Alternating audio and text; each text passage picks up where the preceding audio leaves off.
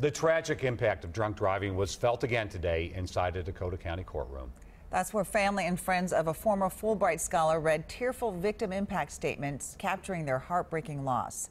On March 8th, 26-year-old Neftali Ramirez got behind the wheel with a blood alcohol level that was 3 times the legal limit. He crashed into Erin Randall, who was stopped at a stoplight, killing her instantly.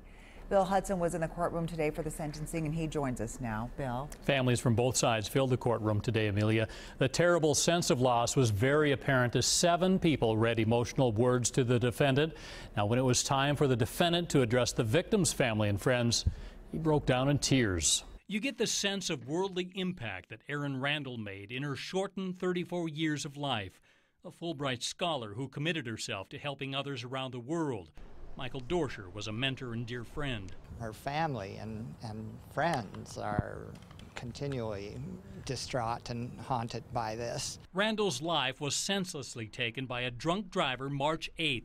Neftali Ramirez appeared for sentencing after pleading guilty to criminal vehicular homicide. His blood alcohol level, .262, more than 3 times the legal limit.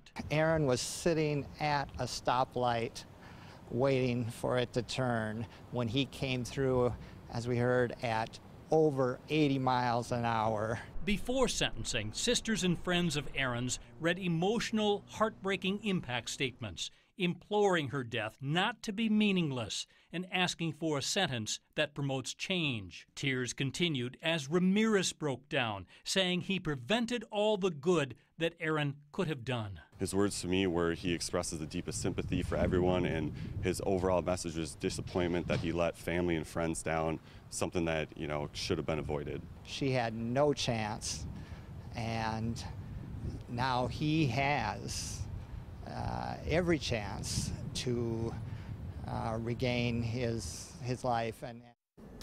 Now, the state wanted Ramirez to serve 48 months in prison. That's the state recommended guideline.